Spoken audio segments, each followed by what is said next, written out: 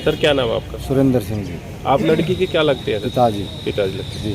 तो क्या मैटर था सर? जैसे पहले भी बताया गया कि पहले डिस्प्यूट हुआ जी इसका। हाँ ऐसा था जी कि जब शादी में कुछ इनकी डिमांड थी वो हम नहीं कर सके, फिर हमने मोटरसाइकिल दे दी, नकदी हम नहीं दे सके, गाड़ी नहीं दे सके चौपहिया, इसलिए ये लड़की को मानसिक रूप से शारीरिक रूप से प्रताड़ित करते थे और इसलिए ही आज ये समय आया है।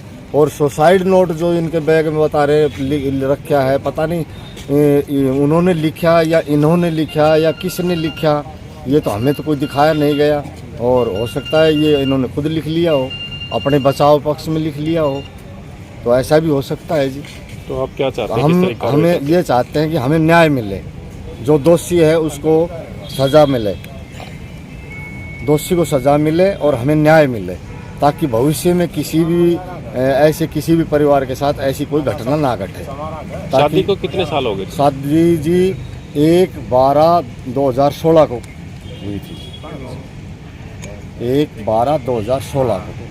पहले भी शिकायत हुई थी क्या इस पहले मामले को? एक बार शिकायत हुई थी, तब मैं बिचौले को लेकर और जो लड़के का मामा है उसको लेकर मैं गया था 3 महीने पहले। तब उन्होंने बोला जी ठीक है, जैसे रहें वैसे रह लेंगे। और ये कई बार इनको घर से भी निकाल चुके थे, रात को निकाल देते थे, ताला लगा लेते थे कि कहीं भी जाओ, मैं मेरी बेटी मोन्ना का ज़मीन नाम करा दूंगा, मैं मेरी बेटी को ये दे दूंगा, यहाँ तुम्हारा क्या है लेना देना, तुम कहीं भी जाओ, निकलो मरो। तो हमें इस के ऊपर इस बात पे शक हो रहा है कि इन्होंने किया है ऐसा हमारी बच्ची के साथ, या इनको दबाव डाला गया है कि भी मरने के लिए इनको प्रेरित किया है इन्होंने, कि तभी जाके जो है ये 4 जान एक साथ गई। और कौन से गांव से? मेरा गांव खेड़ी कांटी है, तहसील अटेली, नारनौल महेंद्र।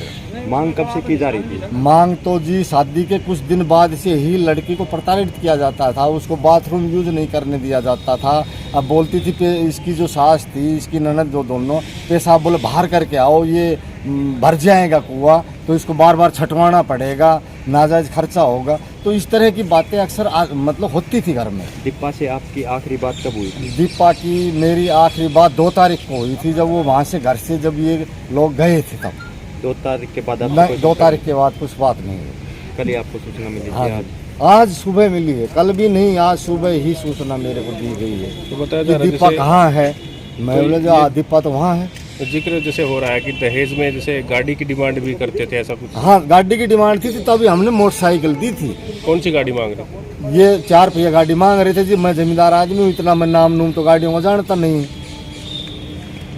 क्या करती थी लड़की? तो घर में रहती थी, पढ़ी लिखी थी, BM में थी लड़की। अच्छा। हाँ जी। 2 तो तारीख से किसको आप दोषी मानते हैं इसमें? किसकी कमी?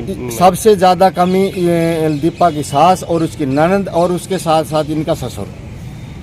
ये शराब पीता है, शराब पी करके गाली गलौज, उल्टे सीधे शब्द बोलना, घर से बच्चों को निकाल लेना, बर्तन फेंक देना, मतलब ऐसी हरकतें अक्सर होया करती थी।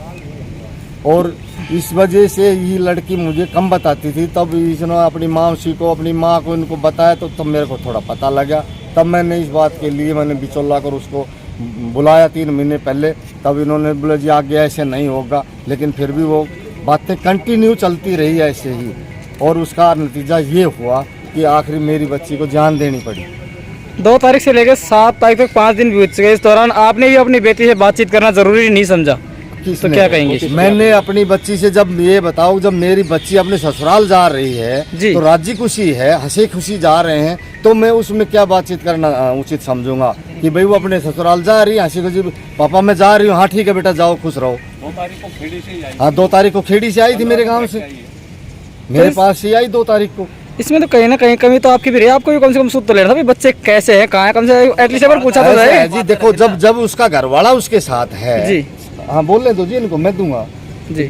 जैसे उसका घरवाला साथ है तो उसमें हम क्या करेंगे? मियाँ बीबी कहीं भी रह सकते हैं, कहीं भी जा सकते हैं। ठीक है, थैंक यू।